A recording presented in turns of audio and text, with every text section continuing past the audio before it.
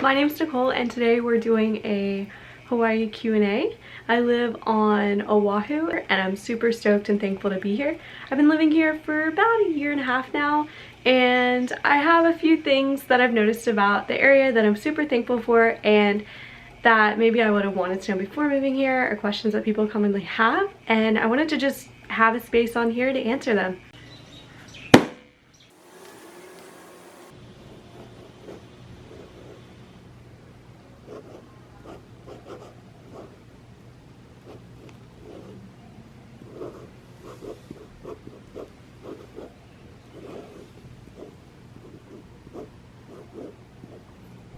So, you want to move to Hawaii, you want to move to Oahu, or any of the other islands. I feel like a lot of this information is kind of useful for that. Now, the big question people ask right away is, Nicole, how did you find housing? How does that work out? Well, when I initially came here, I looked like very consistently. I signed up for like Craigslist alerts. So on Craigslist, you can sign up for alerts to like search for housing and rentals that come up within certain specifications. And so I had been out here before. I recommend that you come to Island before you decide to just randomly move here, and have a good idea of what you want to do out here, because a lot of people move out here and then they don't know what they're doing with their life. And it's cool to find yourself, cool to explore and all that stuff, but it's easy to get lost in the mix if you don't already have like a plan and a purpose to kind of being here. Housing, Craigslist was a huge thing. Sometimes there's bulletin boards. I know that's a little bit old-fashioned, and the ones that I called were kind of creepy, but maybe you would have better luck. And a lot of disconnected numbers on those bulletin boards too.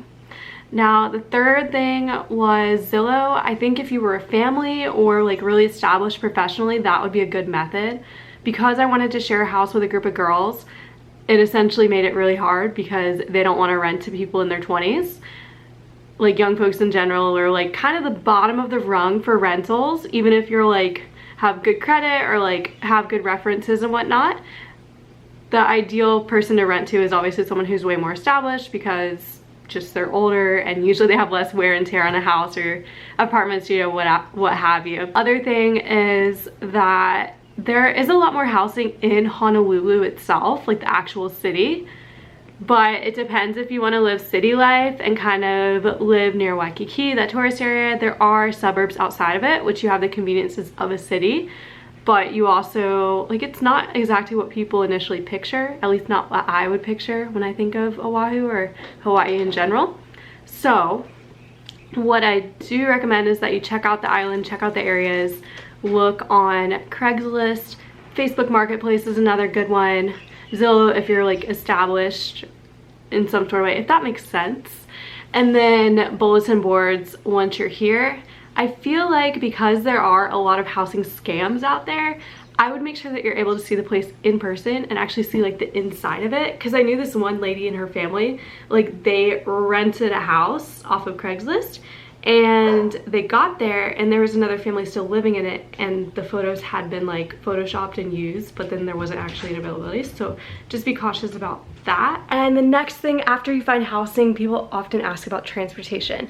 Now, I know a decent amount of people who make it here on mopeds. Like, it's easy, it's convenient, but it does rain. So there's like a rainy season, usually like in a winter towards the beginning of spring, and depending on the day you might have some showers. So that's one thing to consider, like if you need to go places.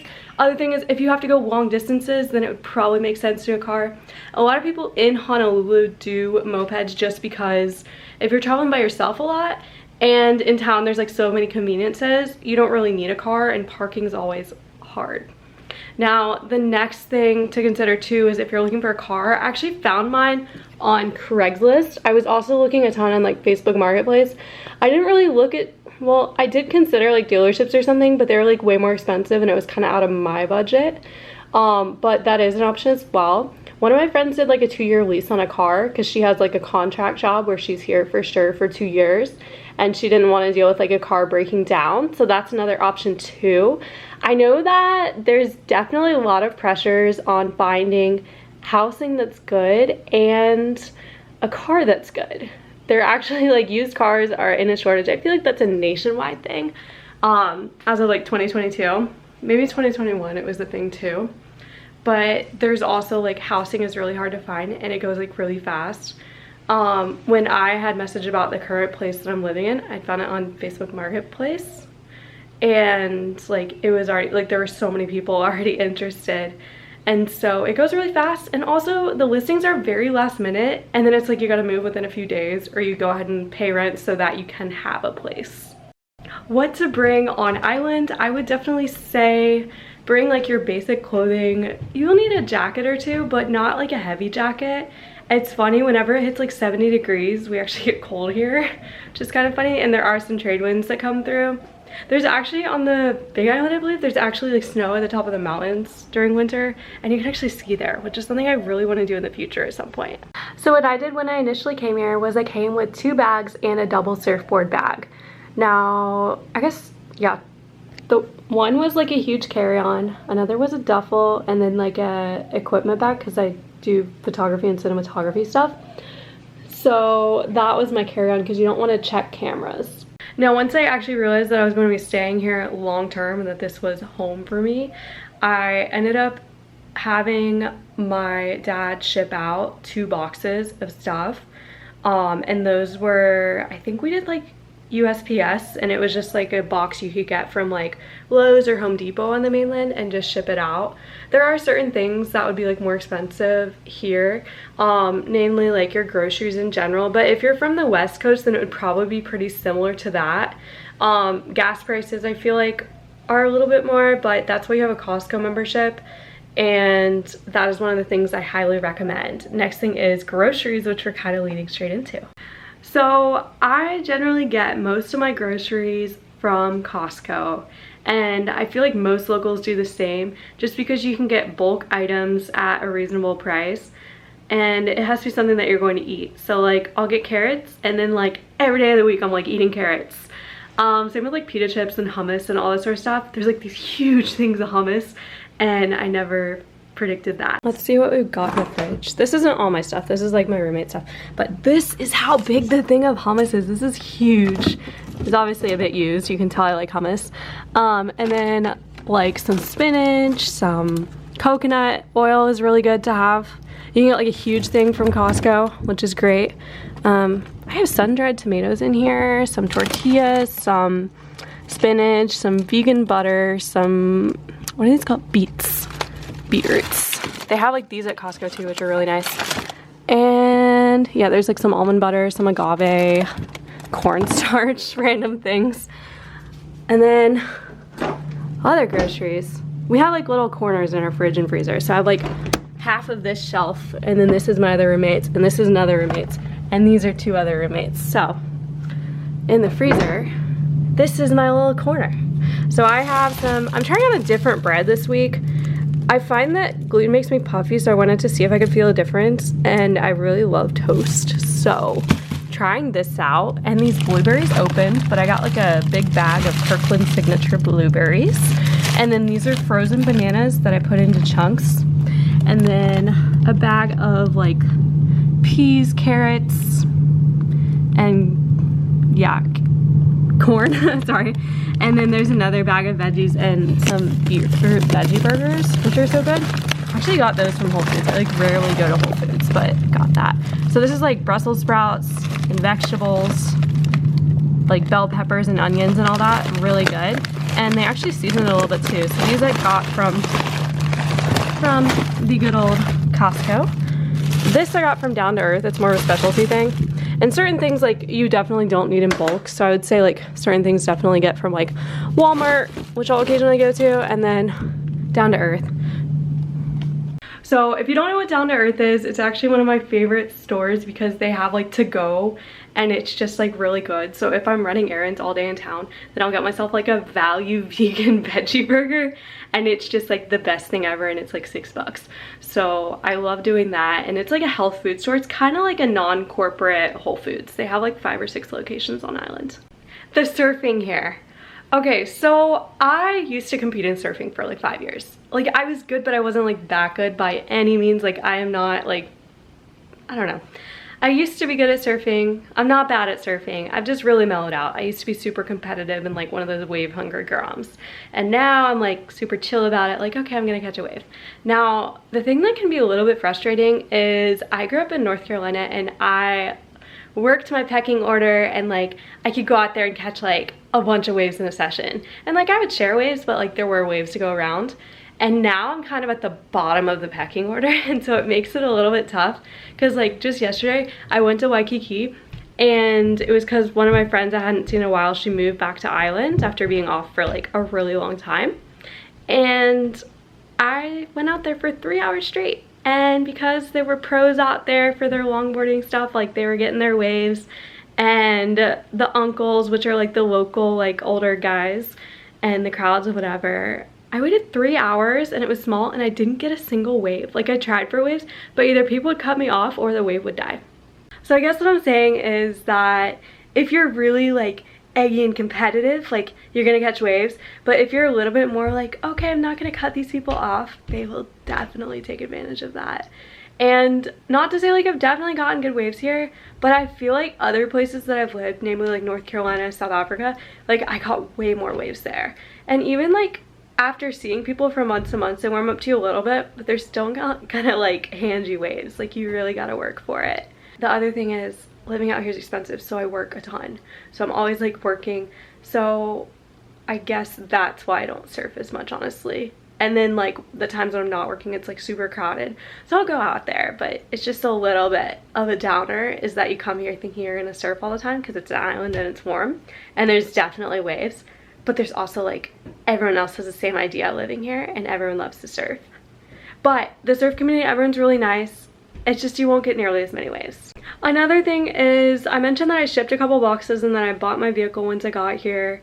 I didn't necessarily bring like any furniture or anything. I just either like thrifted what I needed or like got some from TJ Maxx or like kind of their home goods type section. They don't actually have home goods on the island, but they have a good selection at like Marshall's and TJ Maxx, which is cool, and Walmart, of course. We don't have like an IKEA or anything like that. The other thing we don't have is Trader Joe's. No Trader Joe's, so it'll make me appreciate it more when I go and visit the mainland. But we do have Down to Earth, which is amazing. I shipped my surfboards, and I actually shipped them through like a local surf shop, like one of the shapers, and then they shaped it. No, they didn't shape it. They shipped it to one of the surfboard shapers that I was like working with for a while when I first moved out here. What to do if you're gonna ship a vehicle? I would go through a bunch of different shipping companies, maybe 3 or 4, check your rates. One that I've heard that's cheapest is usually Pasha, but Pasha usually doesn't take as good of care of vehicles from their reviews and things that I've heard. But if you want something that's the cheapest to get your beater vehicle over here, that's great. I recommend that if you're on a low budget, get a beater vehicle, also known as an island car. Try and make sure you check it out mechanically or find a mechanic that can check it before you buy it. And most of the time, you'll be okay. But if it has major problems, that's no good. I'm not a mechanic, so I wanted something that I knew would be good. A lot of ones that we have parts more often for are Toyotas and Hondas, just because they're really common on the island. So I ended up getting a Toyota, and I'm thankful that I did because I've had several things go off with it, and thankfully I've found some reasonable local mechanics who will work with me on things. Right now, for instance, my power steering is out, so I keep like a bunch of quarts of power steering fluid, and my vehicle drinks through it while we're waiting to get a part from a scrapyard to replace the power steering ABS block, if you're familiar with what that means. It's like the power steering reservoir, and then there's like a little thing below it, and then there's the power steering box. The box is good, the reservoir is good, other thing not so good. Do you have to be like a pro surfer to surf on the North Shore? I feel like I answered that a little bit earlier, but I'm gonna show you the boards. So here's a foamy. I highly recommend you add this to your quiver. Purchased from Costco for like, I think it was 99 or 110 or something like that. And then I've got this twin fin. It's a little bit beat up. Someone like put their fin through a wave at me when I was duck diving. Glad it wasn't me. And then my short board, and then this is my roommate's board, and then 2 long boards. And then more recently, wait for it, I got this. Oh, this beautiful board that you can't see very well. So essentially like have a variety of boards if you're like an adamant surfer. If you're not so much of a big surfer, waves on the North Shore that are good would be like Plena. I would really recommend Plena. If it's a really small day, maybe Chun's or Lonnie's. Or there's an area by Turtle Bay, and they've actually started some surf camps over there. And then there's some spots kind of all around. You just gotta search for them. Town waves are so much friendlier. When I say town waves, I mean Honolulu. Oh, other side note. If someone says, hey, I'm going to town, they probably mean like Honolulu itself. Like even though it's a city, we just call it a town because we call like the North Shore country, even though it's not like your standard country. We do have chickens running around though, so maybe that's what makes us call it the country.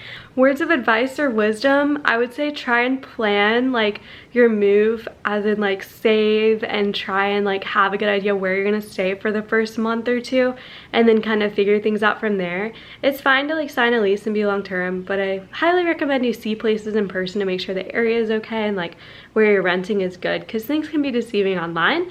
And then I recommend that you kind of ask yourself like what you want to accomplish while you're here and like how you want to do it, and also be very respectful of the land and the people. Yeah, so I think that's kind of crucial, is like knowing kind of some sort of plan. I would try and save up as much as you can. Some people just come here for like a couple months, and that's cool. I'd say the main thing is don't trash the place, like pick up after yourself at the beach.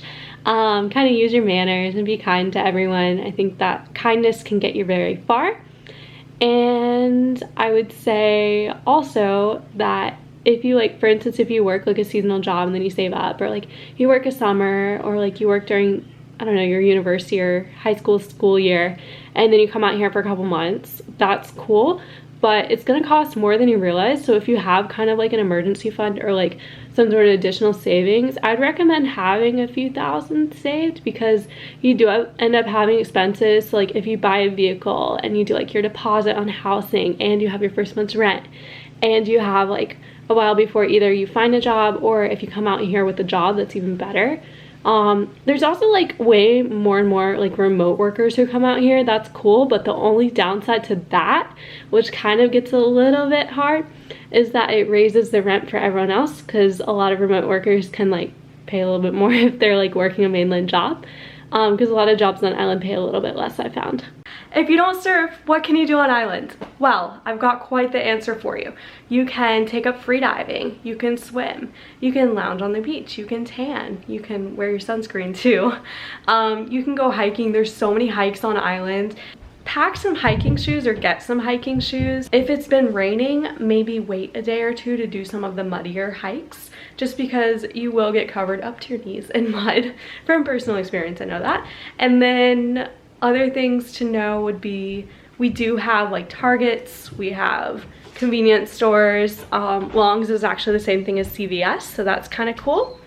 And a lot of conveniences, because we have a city on the island, are still here. Say shipping takes a day or two longer. Sometimes if you do ground shipping, it can take as much as like 4 to 6 weeks, which is crazy. So in a lot of, like if I order something online, I usually do like express shipping, like 2 to 3 or 3 to 5 day shipping. Otherwise it takes forever to get here. To put that in perspective, one of my friends sent me like a Christmas card, and it didn't get here till February of that following year.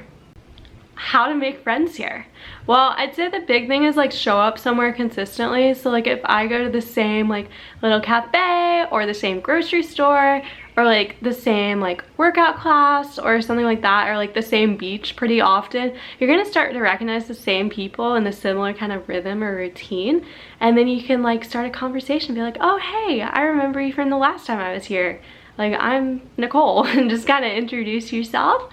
There are a lot of younger folks here in like late teens, so like 18, 19, 20, 20s, 30s. There's all sorts of people, all sorts of ages, but there's a lot of people that live here seasonally. Oh, I would actually just say that's part of the challenge, is like sometimes people say like, oh, I'm moving here, oh, I'm living here, and so like you don't know how long someone's actually gonna live here for. Like I've had people who I've become friends with, and then like the next month they move away, and I'm like, what? Because it's kind of surprising. Like you think that when someone says they move here that they're here, but life here is hard. And so a lot of people, like they come here and they say, oh, it's like amazing, and like they want to live here, but then when the moment like strikes where it gets hard, they just kind of bail because they have somewhere on the mainland they can go back to. I think what helped me as well was I initially came here thinking I would stay here for 3 months, and I had visited beforehand, but then things opened up to where I could stay. And I also got really plugged into local community. I help with one of the local youth groups, and it's like a once a month thing with like Groms. Groms is in like surfer kids. And so I really wanted to be a part of that, and it's been really cool to be a part of the community here on the North Shore. My biggest surprise, oh, that's a good question. Gosh. I mentioned a bit about surfing, mentioned about the surfing culture, mentioned about a bit about the community and the people. You know, I think the thing you don't realize is like you'll see like on social media like all these pictures of these beautiful places and like these incredible like little short form videos, and you're like, wow, this is amazing, it must be like this every day. But most days are kind of mundane. They're kind of, you know, you just work a lot, and then, you know, because it's expensive to live here, and then you kind of just work and work, and then you take your spare time and you like plan things out so that you can do things. I think my schedule is a lot different than the traditional like 9 to 5 because I run my own business, so I'm like working all the time. And I think it's also that pressure in the back of my mind, like, okay, I need to pay the bills this month, and so I just like keep going. And I love what I do, but it definitely has its challenges and shifts and like resets. So I think just having like goals and ambitions and not letting kind of the beauty of the place become too much of a distraction is really important. And I think another thing with that too is I love like filming around here because it is so exciting and so amazing, but equally so, like I spend a ton of time editing and like putting stuff together, and not just for this channel, but I do like short form videos for Instagram and TikTok and all that, so I'll put the links down below. And if you haven't subscribed, I would love if you do, and leave down any questions that you have, because I really want to help you guys out and answer all your questions. I know it's a big leap like across the ocean from like wherever you're coming from, because we're kind of a little rock in the middle of the ocean. And I hope you found this useful, and I look forward to chatting with you guys again soon. Bye!